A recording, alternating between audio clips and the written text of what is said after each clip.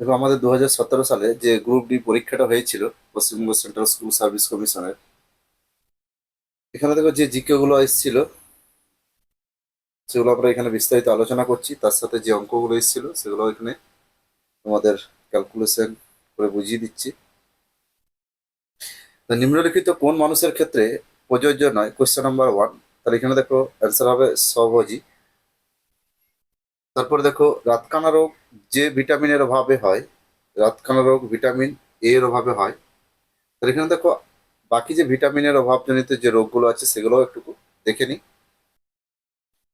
তাহলে এখানে ভিটামিন এর অভাবে রাতকানা রোগ, ভিটামিন বি 1 বেরি, ভিটামিন বি 2 ঠোঁটের কোনায় বা মুখের চারিদিকে ঘা, vitamin B 3 pellagra, vitamin B 6 anaemia, vitamin B 7 eczema চর্মরোগ, ভিটামিন বি 9 রক্তশূন্যতা, vitamin C scurvy, vitamin D rickets, vitamin E প্রজনন ক্ষমতা হ্রাস, ভিটামিন কে রক্তপাত বন্ধ না হওয়া। এরপরে দেখো আপনার ক্যারিজ হলে আপনি কার কাছে যাবেন? ডেন্টিস্টের কাছে। ক্যাঙ্গারু কোন দেশের প্রতীক? ক্যাঙ্গারু হচ্ছে অস্ট্রেলিয়ার প্রতীক। আবার এখানে দেখো ভারতের জাতীয় প্রতীক হচ্ছে অশোক স্তম্ভ, বাংলাদেশের শাপলা, পাকিস্তানের অর্ধচন্দ্র, জাপানের চন্দ্রমল্লিকা, ইতালির শ্বেত পদ্ম, হংকংয়ের অর্কিড গাছ। এভাবে আমরা বিস্তারিত জানবো। ইংল্যান্ডের হচ্ছে গোলাপ, কানাডার ম্যাপেল পাতা, ডেনমার্কের বীচ গাছ, ফ্রান্সের লিলি ফুল। এভাবে আমরা সবকিছু ডিটেলসে পড়ব। তারপরে দেখো টোফু কিসের জন্য, কিসের থেকে তৈরি হয়? টোফু সয়াবিন দুধের দই থেকে তৈরি হয়। প্রথমে সয়াবিন বীজটাকে ভিজিয়ে পরে সেখান থেকে পেস্ট করে পরে সেটাকে টোটালি যেভাবে আমাদের ছানা তৈরি হয়, তারপরে সেটাকে প্রেসার দিয়ে পরে ছানার মতন পিস পিস করে কাটা হয়। পৃথিবীর গভীরতম হ্রদ বৈকাল। বিকেল বেলায় দেখো সূর্য ডুবে, তাই গভীরতম। টিকটিকি উপরে ওঠে, টিটি কাকা। আর কাশি হলে লবণ জল গার্গেল করতে হয়, কাস্পিয়ান। আর মিষ্টি জলের হ্রদ সুপিরিয়র। এভাবে আমরা মনে রাখবো। কোন স্তন্যপায়ী ডিম পাড়ে? হংসচঞ্চু। ভারতীয় সংবিধানের মুখ্য স্থপতি কাকে বলা হয়? Doctor B R. আম্বেদকরকে। তারপরের কোশ্চেন কি আছে? নিম্নলিখিত কোন রোগটির কারণ ব্যাকটেরিয়া সংক্রমণ নয়? এটা হচ্ছে কলেরা, সরি, আমাশয়। বিগ ব্যাং থিওরি ব্রহ্মাণ্ডের সৃষ্টি। ভূমিকম্পের তীব্রতা মাপা হয় যেটির দ্বারা, সেটি হলো সিসমোগ্রাফ। মশার জৈব নিয়ন্ত্রণে যেটি ব্যবহৃত হয়, গাম্বুসিয়া। ভোপাল গ্যাস দুর্ঘটনায় কারণ ছিল এমআইসি গ্যাস নিঃসরণ, সেটি হলো মিথাইল আইসোসায়ানেট। Methyl isocyanate. কোনটি গ্রিন হাউস গ্যাস নয়? Hydrogen. Playing it my way গ্রন্থটির লেখক সচিন টেন্ডুলকর। রাজ্য সরকারের মন্ত্রীরা যার কাছে যৌথভাবে দায়বদ্ধ তিনি হলেন বিধানসভা। মোহনবাগান ক্লাব ব্রিটিশ দলকে হারিয়েছিল 1911 সালে। নিম্নের কোনটি ক্রান্তীয় মৌসুমী ফসল? হচ্ছে ধান। বিশ্বভারতী অবস্থিত বীরভূম ডিস্ট্রিক্টে কৌলিন্য প্রথার প্রচলন করেন বল্লাল সেন। ধ্যানচাঁদ যে খেলার সাথে যুক্ত ছিলেন তা হলো হকি। এর মধ্যে কোনটি পুনর্ভব শক্তি? পুনর্ভব শক্তি হচ্ছে সৌরশক্তি। পরের কোশ্চেন কি আছে? জুন 2014-তে কেন্দ্রীয় সরকারের কোন মন্ত্রী Asian development bank board of governor জাতীয় গভর্নর হিসেবে নিযুক্ত হয়েছিলেন? অরুণ জেটলি। গতিধারা প্রকল্পটি কোন সরকার চালু করেন? পশ্চিমবঙ্গ সরকার, 2014 সালে আগস্টে। পৃথিবী তার নিজের অক্ষ বরাবর কোন যেদিকে আবর্তন করে? পশ্চিম থেকে পূর্বে। পার্ক স্ট্রিটের নতুন নামকরণ হয়েছে যার যার নামে, তিনি হলেন mother Teresa. Bengal chemical Prafullachandra Ray. October 2014 urban housing mission নিম্নলিখিত কোন জাতীয় নেতার নামে নামকরণ করা হয়েছে? সর্দার প্যাটেল। সিন্ধু সভ্যতার অধিবাসীদের প্রধান জীবিকা হচ্ছে কৃষি, দ্বিতীয় হচ্ছে পশুপালন।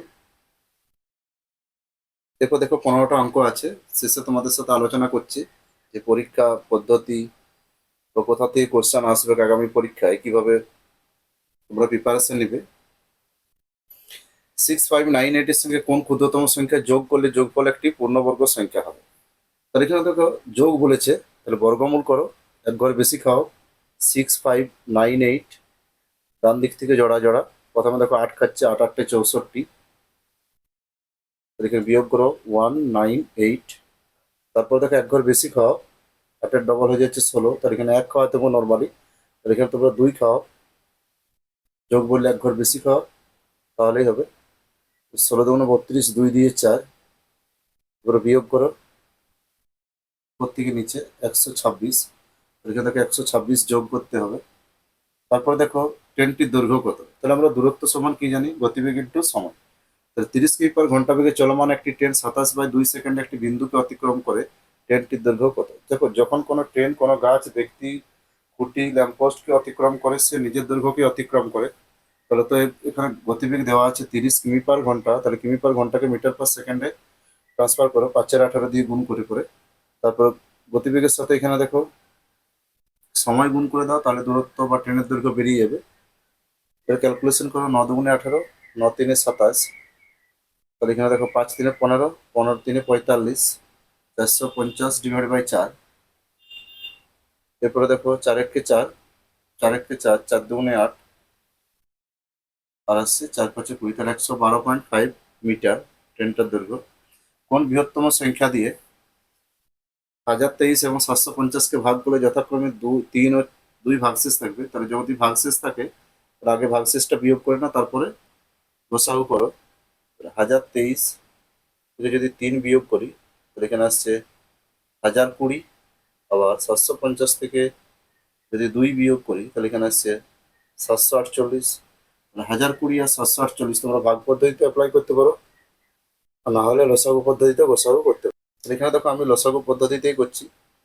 1020 আর 784, প্রথমে দেখো 4 খাওয়াচ্ছি, 4 দুগুণে 8, 4 5 20, 4 5 20। আবার দেখো 4 একে 4, 4 8 32, 4 7 28, তাহলে 187, মানে এখানে 17 দিয়ে যাবে। 17 একে 17, 17 5 85, আবার 17 একে 17, 17 একে 17।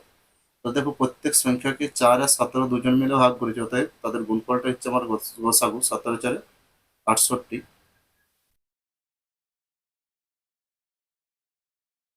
পরের কোশ্চেন কি আছে,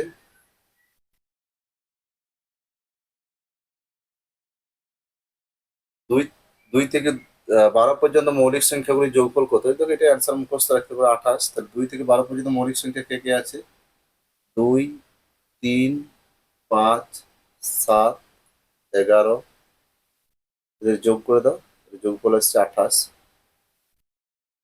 সুদের হার 5% থেকে কমে 4% হলে এক ব্যক্তি প্রাপ্য বার্ষিক সুদের হার 250 টাকা কমে যায়, ওই ব্যক্তি জমা মূলধন কত। তাহলে এখানে দেখো আমরা সূত্র অ্যাপ্লাই করতে পারি, পি সমান আই ইন্টু 100। সুদের হার কমছে, তাহলে এখানে দেখো R2 minus R1, R1 minus R2, পার্সেন্টেজের পার্থক্য ইন্টু টি। তাহলে এখানে দেখো 250 ইন্টু 100 ডিভাইড বাই 5 থেকে 4 মানে 1 ইন্টু 1। তাহলে এখানে দেখো অ্যান্সার হয়ে গেল 25,000। এবার দেখো এখানে এক্স এর ভ্যালুটা বার করতে হবে, আগে এই দুটো যোগ করো, এই তিনটে যোগ করো, তারপর এটা বিয়োগ করে দাও, তাহলে দেখো এখানে অ্যান্সার হয়ে যাবে। এটা তোমরা নিজেরা করবে, অ্যান্সার আসবে তোমার 1032.651। 37-এর কোশ্চেনটা দেখো, রুট ওভার অফ 90, আগে ভাগের কাজ 0.09 ইন্টু 10। তাহলে এখানে দেখো 90 দশমিক তুলে দাও, দশমিক তুললে উপরে আসছে 100 ডিভাইড বাই 9 ইন্টু 10 আছে আবার। এখানে দেখো 9 10 90, উপরে 4টা শূন্য আছে, তার মানে আমার দুটো শূন্য বাইরে আসছে, তাহলে অ্যান্সার হয়ে গেল 100। পরের কোশ্চেন কি আছে, একটি বর্গক্ষেত্রের প্রতিটি বাহু 10% বৃদ্ধি করলে ক্ষেত্রফল শতকরা কত বৃদ্ধি পাবে? তাহলে এর সূত্র দেখো, 2x plus x square by 100, 2x plus x square by 100। তাহলে এখানে দেখো মান বসাও, 2 into 10 plus 10 square by 100, 20 plus 100 by 100, কাটাকাটি করো, 20 প্লাস 1, 21%। দেখো একক থেকে যদি বর্গ এককে যায়, তাহলে একক থেকে বর্গ এককে গেলে দুবার আমার 100-র উপর গুণ হবে। তাহলে একক থেকে বর্গ এককে, তাহলে বৃদ্ধি পাইছে 110/100, 110/100। একক থেকে যদি ঘন একক বলতে, তাহলে 3বার গুণ হতো 100-র উপর। যেহেতু আমার একটাই পার্সেন্টেজ আছে, তাই একটা পার্সেন্টেজকে দুবার বৃদ্ধি করে গুণ করে দেবো। পরের কোশ্চেন দেখো, এক ব্যক্তি এবং তার দুই জমজ ছেলের বর্তমান বয়সের গড় 30 বছর। ওই ব্যক্তি ও এক ছেলের বয়সের অনুপাত 5:2 হলে ওই ব্যক্তির বর্তমান বয়স কত? তাহলে এখানে দেখো এই অঙ্কটা আগেও আমি করেছি। ব্যক্তি, প্রথম ছেলে আর দ্বিতীয় ছেলে, তাদের অনুপাতটা এখানে দেওয়া আছে। তাহলে প্রথম ছেলে আর ব্যক্তির দেওয়া আছে, তাহলে দ্বিতীয় ছেলেটা জমজ যেহেতু, তাই 5:2:2। তাহলে আনুপাতিক সমষ্টি কত আসছে? 9। এরপর দেখো তাদের গড় বয়স দেওয়া আছে, তাহলে 9 একক মানে টোটাল বয়স, 9 একক মানেই আসছে গড় ইন্টু 3, এত বছর, তার মানে 90 বছর। তাহলে 1 একক মানে কত আসছে? 10 বছর। 1 একক মানে আসছে 10 বছর। তাহলে 1 একক যদি 10 বছর হয়, যেহেতু ব্যক্তির বয়স 5 একক, তাহলে 5 একক মানে আসছে 50 বছর। এবার যদি পূর্বে বলে বা আগে বলে, সেভাবে যোগ বিয়োগ করবে। পরের কোশ্চেন কি আছে, তাহলে এখানে দেখো পরের কোশ্চেন, একটি সংখ্যার 25% ওই সংখ্যার 30%-এর থেকে 15 কম, তবে সংখ্যাটির 20%। তাহলে 25% আর 30%, তাহলে 25% আর 30%-এর পার্থক্য কত? 25% আর 30% পার্থক্য আসছে 15। তাহলে এখানে পার্থক্য আসছে কত? 5। তাহলে এই 5% মানেই হচ্ছে 15। 1% সমান কত? 5×3 = 15, 3। তাহলে এখানে সংখ্যাটার 20% বার করতে বলেছে, তাহলে 20% সমান হচ্ছে সংখ্যাটা হয়ে গেল 60। এখানে তোমরা 100% করে সংখ্যাটা বার করতে পারো, তারপরে 20% বার করতে পারো। এবার দেখো এর স্থানীয় মান, 4-এর স্থানীয় মান আর অবিহিত মানের গুণফল কত? তাহলে 4-এর স্থানীয় মান মানে 4 যেখান থেকে আছে ডান দিকে ততগুলো শূন্য, 4 যেখানে আছে ডান দিকে ততগুলো শূন্য। অবিহিত মান মানে হচ্ছে 4 সে নিজে। তাহলে একটা ফেস ভ্যালু, একটা হচ্ছে প্লেস ভ্যালু, তাদের যোগ বলে, বিয়োগ বলে, কখনো গুণ বলে। তাহলে এখানে আছে 16,000। তারপর দেখো একটি খুঁটির 1/10 লাল, 1/20 সাদা, 1/30 নীল, 1/40 কালো, 1/50 বেগুনি, 1/60 হলুদ, বাকি অংশ সবুজ।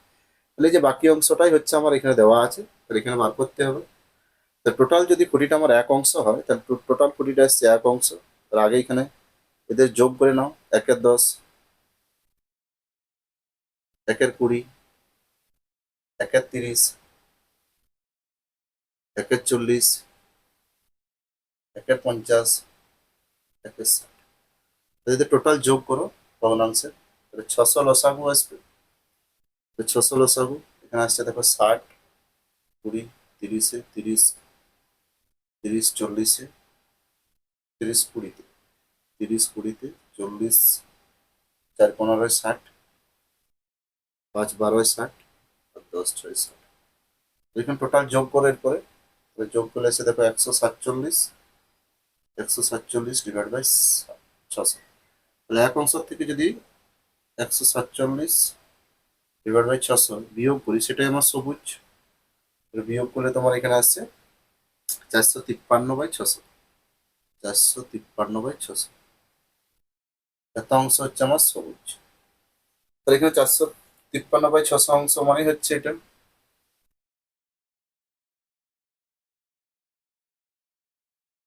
453/600 অংশ মানে হচ্ছে 12.08। তাহলে 1 অংশ সমান কত? 12.08 ইন্টু 600 / 453। তো দুটো শূন্য কেটে দাও, দুটো দশমিক তুলে দাও। তো দেখো 3×2 = 6, 3×3, 3×5 = 15, 3×3, 151, 8-এ 8 দুগুণে 16, তাহলে আমার খুঁটিটার দৈর্ঘ্য হয়ে গেল 16 মিটার। পরের কোয়েশ্চেন কি আছে, নিচের কোন ভগ্নাংশটি সবচেয়ে বড়? তাহলে এখানে দেখো এটা 14/3 আছে, 14/3 তোমাদের এখানে পূর্ণ ভাঙা ছিল, তাহলে 3 4 12, 4 পূর্ণ 2 এর 3, তাহলে উপর নিচে দেখো সবারই 12 আছে, উপর নিচে 12 করে দাও, বা এখানে প্রত্যেককে গুণ করে দাও, উপর নিচে প্রত্যেককে 12 করে দাও হরটা।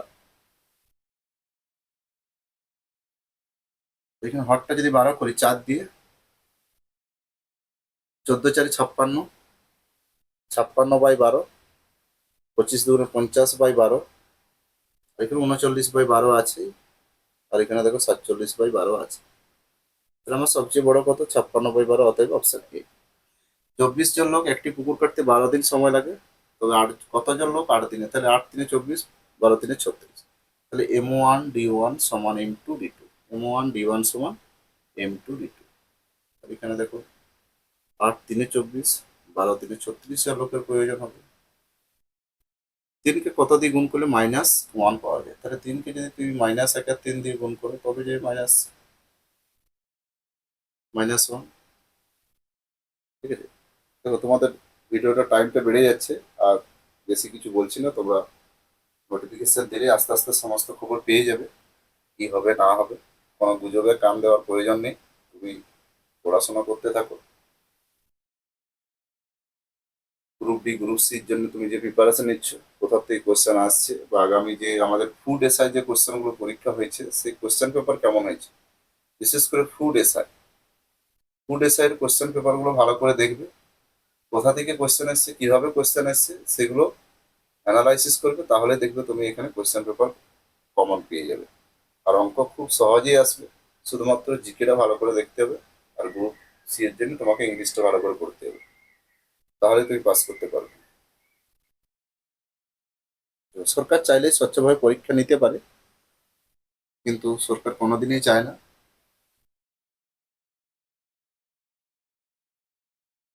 আর এবার দেখে নাও, যদি 4টা করে সেট হয়,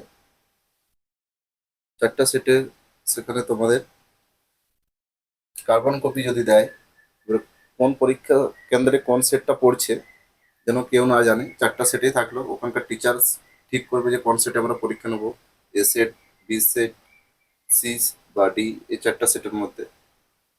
তার সাথে কার্বন কপি সবাইকে আপলোড করতে হবে। এইগুলো যদি বাধ্যবাধকতা করা হয় তাহলে দেখো অটোমেটিক পরীক্ষা সুষ্ঠুভাবে হবে, স্বচ্ছভাবে হবে। বাকি তোমরা জানোই রাজ্যের কিরকম হাল বা কিরকম চলছে।